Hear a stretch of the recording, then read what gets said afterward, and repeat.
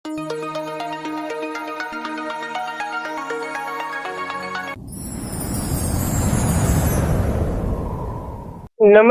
ગુજરાતના અધિકારી મિત્રો, આજે આપણે 25 એપ્રિલ 2026 નું મોસ્ટ ઇમ્પોર્ટન્ટ કરંટ અફેર એની સાથે સાથે જીકે અને જીએસ વિશે ચર્ચા કરવાના છે. તો ખાસ કરીને ચેનલ ઉપર નવા હોય તો ચેનલને સબસ્ક્રાઇબ કરી લેવી, વિડીયો પસંદ આવે તો લાઈક કરવો અને તમારા મિત્રો સુધી અવશ્યથી આ ક્લાસ શેર કરી દેવો. તો ચલીએ આજના ઇમ્પોર્ટન્ટ ક્લાસની આપણે શુભ શરૂઆત કરી દઈએ. તો વિશ્વ પુસ્તક દિવસ અને કોપીરાઇટ દિવસ 2026 ક્યારે મનાવવામાં આવે છે? તો 23 એપ્રિલે મનાવવામાં આવે છે. આ બંને સાથે જ દિવસ હોય, વિશ્વ પુસ્તક અને કોપીરાઇટ દિવસ. જોઈ લઈએ આના વિશે માહિતી આપણે. વિશ્વ પુસ્તક દિવસ 2026 23 એપ્રિલ 2026 ના રોજ આપણે ઉજવ્યો છે, જેને આપણે વિશ્વ પુસ્તક અને કોપીરાઇટ દિવસ તરીકે પણ ઉજવવામાં આવે છે. વાંચન, પુસ્તક અને પ્રકાશન અને કોપીરાઇટ જાગૃતિને પ્રોત્સાહન આપવા માટે યુનેસ્કો દ્વારા એક સંચાલિત દિવસ છે. યુનેસ્કોએ 1995 માં વિશ્વ પુસ્તક અને કોપીરાઇટ દિવસની શરૂઆત કરી હતી અને આ વખત મોસ્ટ ઇમ્પોર્ટન્ટ અહીંથી પ્રશ્ન આવશે. રબાત, જે મોરોક્કોનું કેપિટલ છે ને, ત્યાં 2026 માટે વર્લ્ડ બુક કેપિટલ તરીકે પસંદ કરવામાં આવ્યું છે. એનો અર્થ એ થયો આ શહેર આખા વર્ષ દરમિયાન પુસ્તકોનું વાંચન અને વાંચન સંબંધિત કાર્યક્રમનું આયોજન કરશે. ક્યાં થાય? તો આપણે એક જ જવાબ હોવો જોઈએ, મોરોક્કોનું કેપિટલ રબાત છે, ત્યાં આનું આયોજન થવાનું છે. અને આ એક મહત્વનો દિવસ આપણને યાદ રાખવો, એપ્રિલના કેલેન્ડરમાં એડ કરી દેવો આપણને. ત્યારબાદ લંડન ક્લાઇમેટ કોન્ક્લેવ 2026, એમાં કયા ભારતીય ભૂતપૂર્વ સાંસદ ગ્લોબલ ગ્રીન આઇકોન તરીકે સન્માનિત કરવામાં આવ્યા છે? તો સંતોષ કુમારની પસંદગી થઈ છે. મોસ્ટ ઇમ્પોર્ટન્ટ ગણી શકીએ આપણે. તો ભારતના પર્યાવરણીય નેતા અને રાજકારણ ભૂતપૂર્વ સાંસદ જોગીપલ્લી સંતોષ કુમાર શુક્રવારે સ્થાનિક સમયમાં ઐતિહાસિક હાઉસ ઓફ લોસ્ટ ખાતે આયોજિત વર્લ્ડ ક્લાઇમેટ લીડર્સ કોન્ક્લેવમાં ગ્લોબલ ગ્રીન આઇકોનનું બિરુદ મળ્યું છે. આ ગ્રીન ઇન્ડિયા ચેલેન્જ નામનું તેમનું એક અભિયાન હતું ને, એ લોકોને વૃક્ષો વાવવા અને પ્રકૃતિનું રક્ષણ કરવા માટે પ્રેરિત કરતું હતું. એના માટે જ આને ગ્લોબલ ગ્રીન આઇકોન તરીકે પસંદ કરવામાં આવ્યા છે. અને સંતોષ કુમારની વાત કરીએ, 2018માં ભારતના રાષ્ટ્રપતિ સમિતિ પાર્ટી તરફથી તેઓ તેલંગાણાના રાજ્યસભાના સભ્ય હતા. મધ્યપ્રદેશ તરફથી આવ્યા હતા, તો યાદ રાખવા. આના પુસ્તકોની વાત કરીએ, મહત્વના છે વૃક્ષ વેદમ 2 અને વિંગ્સ ઓફ પેસર્સ જેવા મહત્વના પુસ્તકો છે, તો એ પણ આપણને યાદ રાખવા. નામ ખાસ યાદ રાખવું, સંતોષ કુમાર યાદવ, ઇમ્પોર્ટન્ટ છે. ત્યારબાદ ભારતનું 99મું રામસર સ્થળ જે શેખા ઝીલ પક્ષી અભયારણ્ય છે, એ કયા રાજ્યમાં આવેલું છે? આ પણ મોસ્ટ ઇમ્પોર્ટન્ટ પ્રશ્ન છે.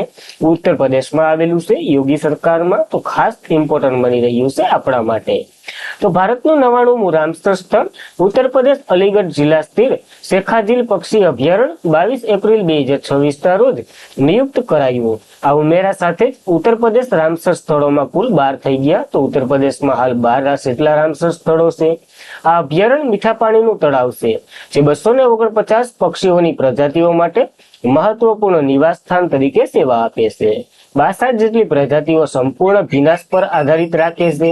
આ રામસર સ્થળ 1971માં આપણને ખબર છે એક વેટલેન્ડ સંધિ યોજાઈ હતી અને આંતરરાષ્ટ્રીય મહત્વ, જળપ્લાવિત વિસ્તારો વગેરેને માન્યતા આપે છે. ટૂંકમાં જળપ્લાવિત વિસ્તારોનું સંરક્ષણ, જૈવ વિવિધતાનું રક્ષણ અને આબોહવાની સ્થિતિસ્થાપકતાને મજબૂત બનાવવા માટે રામસર સ્થળો જાહેર કરવામાં આવે છે.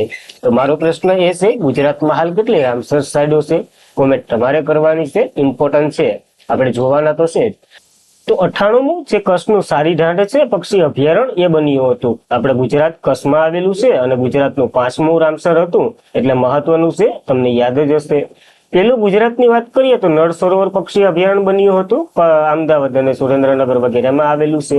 ત્યારબાદ થોર તળાવ વન્યજીવ પક્ષી અભયારણ્ય, ખીરડીયા વન્યજીવ પક્ષી અભયારણ્ય અને છેલ્લે વઢવાણ વેટલેન્ડ સાઇટ બની હતી. તો ખાસ આ મહત્વના ગુજરાતના 5 છે.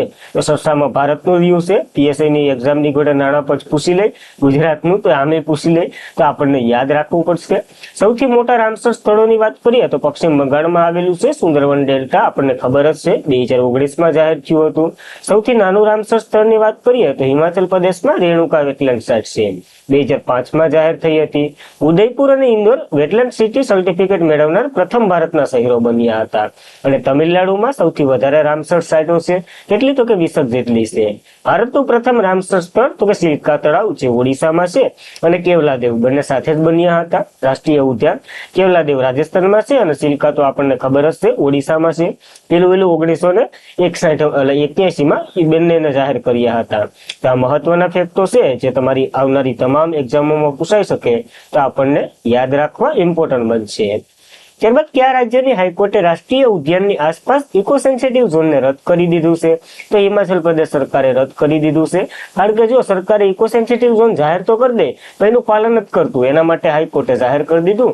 હિમાચલ પ્રદેશની હાઈકોર્ટે 2022નું એક જાહેરનામું રદ કરી અને સિમોર જિલ્લામાં આવેલું કોલસેક જંગ રાષ્ટ્રીય ઉદ્યાન છે ને એને સિમલા રાષ્ટ્રીય ઉદ્યાન તરીકે ઓળખવામાં આવે છે, તેની આસપાસના વિસ્તારને ઇકો સેન્સિટિવ ઝોન તરીકે જાહેર કરવાને રદ કરી દીધું છે. કોર્ટે જણાવ્યું કે રાજ્ય કેન્દ્ર બંને સરકારો આવી સૂચના જારી તો કરી દે પણ જરૂરી પ્રક્રિયાનું પાલન જ કરતી અને ખરાબ નિષ્કર્ષ થાય છે. એના માટે રાજ્યની ઇમેજ ખરાબ થાય છે. હવે જોઈ લઈએ ઇકો સેન્સિટિવ ઝોન એટલે શું? તો કે ઇકો સેન્સિટિવ ઝોન એટલે રાષ્ટ્રીય ઉદ્યાનની આસપાસનો વિસ્તાર જે કંઈક એરિયામાં હોય જે જાહેરાત એટલે કે જોખમી અને પ્રદૂષણ પ્રવૃત્તિમાં અટકાવવી. ટૂંકમાં આ રાષ્ટ્રીય ઉદ્યાન હોય તો એની આસપાસનો 5 કિલોમીટરનો એરિયો હોય ને એને ઇકો સેન્સિટિવ ઝોન જાહેર કરી દે ને તો એમાં ખાણ ખનીજ વગેરે જેવી ફેક્ટરીઓ વગેરે તમે સ્થાપિત ન કરી શકો. એથી રાષ્ટ્રીય ઉદ્યાનને કઈ નુકસાન ન થાય, કારણ કે રાષ્ટ્રીય ઉદ્યાન કયા જાહેર કરે? પ્રાણીઓને બચાવવો હોય ત્યારે જાહેર કરે છે. તો આ મહત્વનું બની રહ્યું છે. આઈ થિંક તમને સમજાઈ પણ ગયો હે, તો આપણને યાદ રાખવું પડશે. ત્યારબાદ બલ્ગેરિયાના રૂમંદ રાંદેલ વડાપ્રધાન તરીકે ચૂંટાયા છે. તો સોમવારે લગભગ ત્યાંની ચૂંટણી અને પરિણામો વગેરે જાહેર થઈ ગયા. બલ્ગેરિયાના ભૂતપૂર્વ રાષ્ટ્રપતિ રૂમેડ રાંદેલ, ખાસ નામ યાદ રાખવું, યુરોપિયન યુનિયનની ટીકાકારી કરી અને રશિયા સાથે સંબંધો સારા રાખી અને ચૂંટણીમાં બહુમતી મેળવી છે. બલ્ગેરિયાની વાત કરી લઈએ, કેપિટલ સોફિયા છે. કરન્સી નવું છે યુરો, યુરોમાં જોડાનાર છેલ્લું રાષ્ટ્ર હતું. તો પીએમ તો કે રૂમેદ રાંદેલ બન્યા છે. તો ખાસ આ મહત્વનું પદ કહી શકો તો આપણને યાદ રાખવું પડશે. ત્યારબાદ કઈ સંસ્થાએ Pragya AI satellite intelligence system launch કરી અને ગૃહ મંત્રાલયને સોંપી દીધી છે? તો DRDO એ આ લોન્ચ કરી હતી. ખાસ ઇમ્પોર્ટન્ટ બની રહ્યું છે આપણા માટે. સંરક્ષણ અને સંશોધન અને વિકાસ સંગઠન સ્વદેશી એઆઈ સક્ષમ સેટેલાઇટ ઇન્ટેલિજન્સ સિસ્ટમ પ્રજ્ઞા, એનું નામ ખાસ યાદ રાખવું, એ ગૃહ મંત્રાલયને સોંપી છે. આંતરરાષ્ટ્રીય સુરક્ષાની કામગીરીમાં વાસ્તવિક સમયમાં નિર્ણય લેવામાં મદદ કરશે અને એઆઈ આધારિત સેટેલાઇટ ઇમેજિંગ સિસ્ટમ પ્રજ્ઞા જે DRDOના ગૃહ મંત્રાલયને ટ્રાન્સફર કરી છે. એટલે કે એ વાપરો હવે તમે તારે જ્યાં જરૂર પડે ત્યાં. આ સિસ્ટમ DRDOના centre for artificial intelligence and robotic દ્વારા વિકસાવવામાં આવી છે, જે કૃત્રિમ બુદ્ધિને સેટેલાઇટ આધારિત સર્વેક્ષણ સાથે સંકલિત કરશે. અને ઉદ્દેશ્ય શું છે? ઇમ્પોર્ટન્ટ બની રહ્યું છે કે સંવેદનશીલ વિસ્તારોની દેખરેખને મજબૂત બનાવશે, ખતરાની શોધ કરશે, એમાં સુધારો કરશે, આતંકવાદ વિરુદ્ધ અને સરહદી વ્યવસ્થાની કામગીરીમાં સુરક્ષિત એજન્સીમાં મદદ કરવા માટે રચાયેલું છે. તો ખાસ રચાયું કોના દ્વારા? એ ઇમ્પોર્ટન્ટ બનશે, DRDO દ્વારા રચાયું છે, તો યાદ રાખવું. આ સાથે જ DRDOએ ADC-150 નામનું એક કન્ટેનર પણ વિકસાવ્યું છે. એની પર થોડીક વાત કરી લઈએ. આ કન્ટેનર ADC-150 એ એરડ્રોપ કનેક્ટ, એનો અર્થ એ થાય કે કાર્ગો પહોંચાડવા માટે વિમાનમાંથી છોડવામાં આવતું એક કન્ટેનર છે. 150 કિલો સુધી સામાન્ય વાહન એટલે કે સામાન લઈ જઈ શકશે. ભારતીય નૌકાદળ દ્વારા બોઈંગ P-2BI નેશનલ વિમાનનો ઉપયોગ કરી અને આનું પરીક્ષણ પણ કરવામાં આવ્યું છે. એ પણ DRDOએ કર્યું છે. આનાથી સમુદ્રની દૂર જહાજમાં માલ ન પહોંચાડી શકતું હોય ને ત્યાં આપણે પ્લેન દ્વારા પુગાડી શકશું. તો આ બંને મહત્વની વાત DRDO વિશે આપણને યાદ રાખવી ઇમ્પોર્ટન્ટ છે. DRDOની બેઝિક માહિતી તો તમને ખબર જ છે. ત્યારબાદ એશિયન ઝીરો એમિશન કોમ્યુનિકેશન પહેલ એ કયા દેશ દ્વારા શરૂ કરવામાં આવી છે? તો ખાસ કરીને જાપાને શરૂ કરી છે. શા માટે? તો કે આપણે ખબર છે જે ઈરાન અને ઇઝરાયલમાં વગેરેમાં યુદ્ધ હાલે છે તો બોમ્બ ક્યાંથી આવે એનું નક્કી નથી, તો એના માટે છે. ભારતે હોર્મુઝ સ્ટેટ તણાવ વચ્ચે એજીઈટી પ્લસ બેઠક દરમિયાન ઉર્જા માર્ગોના વિપેક્ષ અંગે ચિંતા વ્યક્ત કરી છે. ભારતે એમ કીધું કે આ બોમ્બો ક્યાંથી આવે એમાં આપણું શું ભાગ.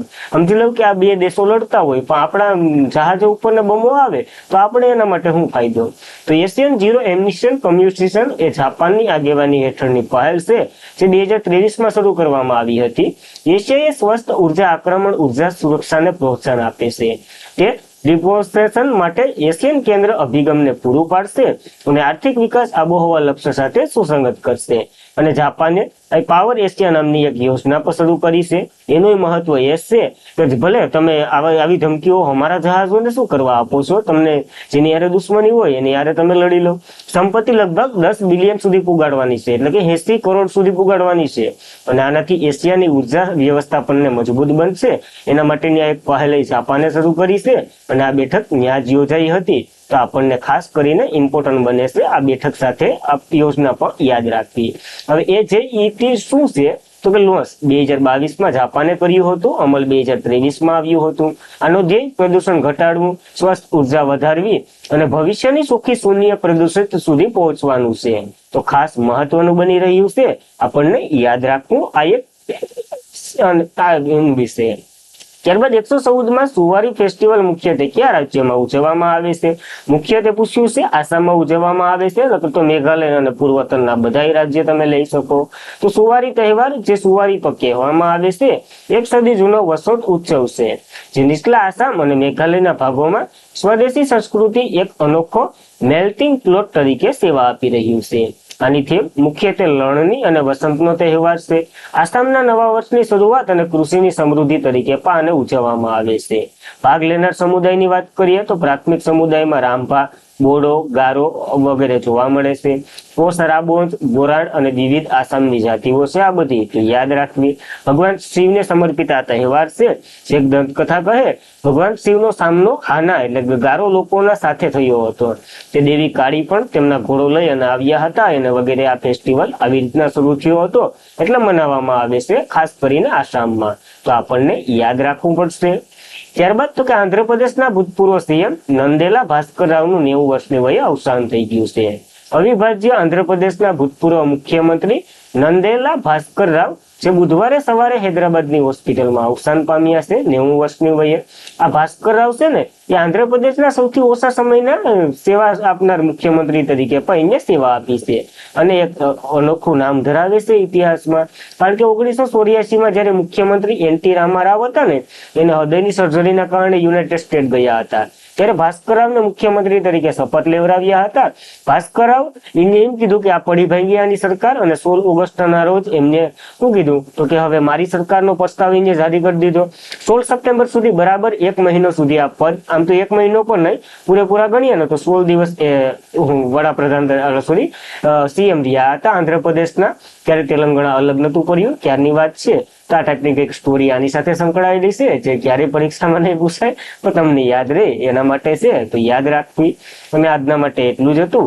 ખાસ કરીને મિત્રો વિડીયો પસંદ આવતો હોય તો લાઈક કરો, તમારા મિત્રોને શેર કરો. ચેનલ ઉપર નવા હોય તો અવશ્યથી સબસ્ક્રાઇબ કરી લો. તો બસ આજના માટે એટલું જ રાખીએ. પીડીએફ સ્ટડી મટીરિયલ વગેરે માટે તમે ટેલિગ્રામમાં અવશ્યથી જોઈન્ટ થઈ શકો છો. તો બસ જય હિન્દ, જય ભારત, ધન્યવાદ.